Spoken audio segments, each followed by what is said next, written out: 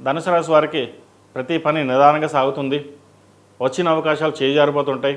ఇవాళ అవుతుంది అనుకున్న పని ఒక 10 రోజుల తర్వాత అవ్వడం, వ్యాపారాన్ని ముందుకు తీసుకెళ్ళాలనుకుంటాం, అది మధ్యలోనే ఆగిపోవడం, ఇటువంటివి జరుగుతుంటాయి.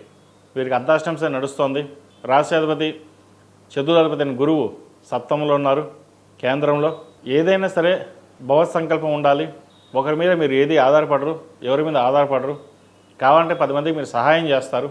ఆ సహాయం చేసే గుణం ఉంది కాబట్టి ఎన్ని అడ్డంకులు వచ్చినా సరే, ఎవరు ఎన్ని అన్నా సరే అవన్నీ పక్కన పెట్టి మీ ధైర్యంతో ముందడుగు వేస్తారు. అలాగే వెయ్యండి. వ్యాపారంలోనూ ఉద్యోగంలోనూ మంచి అవకాశాలు ఉంటాయి. ముఖ్యంగా ప్రభుత్వ సంబంధించిన విషయ వ్యవహారాల్లో కాస్త చికాకు ఉంటుంది, మెంటల్ స్ట్రెస్ ఎక్కువగా ఉంటుంది. చార్టెడ్ అకౌంట్స్కి, రియల్ ఎస్టేట్ రంగంలో ఉన్న వారికి, బిజినెస్ అనలిస్టులకి, అదేవిధంగా సినీ కళా రంగాల వారికి, రాజకీయ రంగంలో ఉన్న వారికి ప్రతి పని నిదానంగానే ఉంటుంది, కానీ భవిష్యత్తు బాగుంటుంది.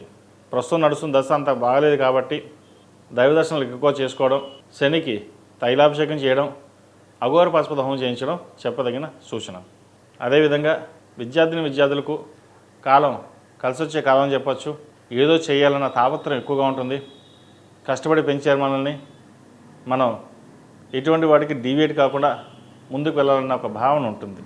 సప్తమాధిపతి దశమాధిపతి అయిన బుధుడు లాభస్థానంలో ఉన్నారు కుజుడితో కలిసి. ప్రేమకు సంబంధించిన విషయ వ్యవహారాలు కాస్త ఆచితూచి అడుగు వేయాలి. అదేవిధంగా ఈ రాశిలో జన్మించిన స్త్రీలకు అనుకూలమైన ఫలితాలు గోచరిస్తున్నాయి. మెంటల్ స్ట్రెస్ తగ్గుతుంది. ఉద్యోగంలో స్థిరత్వం ఉంటుంది. ఉద్యోగం మారే అవకాశాలు గోచరిస్తోంది. ఉన్న ఉద్యోగంలో కాకుండా వేరే ఉద్యోగం ప్రయత్నాలు ప్రారంభించవచ్చు. ఆరోగ్యరీత్యా ఎటువంటి ఇబ్బంది లేదు. చిన్న చిన్న ఇండైజెషన్, అసిడిటీ ప్రాబ్లమ్స్ తప్ప అన్నీ బాగానే ఉన్నాయి. కాబట్టి ఆహార విషయంలో జంక్ ఫుడ్ దూరంగా ఉండడం చెప్పదగినది. కూరగాయల వ్యాపారస్తులకి, చార్టెడ్ అకౌంట్స్, ఫైనాన్స్ డిపార్ట్మెంట్లో ఉన్నవారికి, గవర్నమెంట్ సెక్టార్స్లో ఉన్నవారికి, సాఫ్ట్వేర్ రంగం వారికి, అదేవిధంగా సినిమా కళారంగాల వారికి ఈ వారం అనుకూలంగానే ఉంది. ఈ రాశి వారు ప్రతిరోజు ప్రతినిత్యం శని స్తోత్రం పఠించడం, అలాగే దక్షిణామూర్తి స్తోత్రాన్ని పఠించాలి. ఎందుకంటే రాశ్యాధిపతి చతుర్థాధిపతి అయిన గురువు సప్తమంలో ఉన్నారు. మీ ఏదైతే కోరిక ఉందో బలంగా అది స్వామివారిని తలుచుకుని ప్రతిరోజు 11 సార్లు, 21, 108 సాధ్యమైతే ఒక 108 సార్లు దక్షిణామూర్తి స్తోత్రాన్ని పఠించండి, లేదా దక్షిణామూర్తి మంత్రాన్ని జపించండి.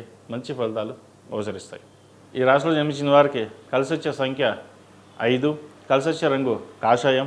ఏదైనా పని మీద బయటికి వెళ్ళేటప్పుడు గురువారం కానీ సోమవారాన్ని కానీ వెళ్ళండి.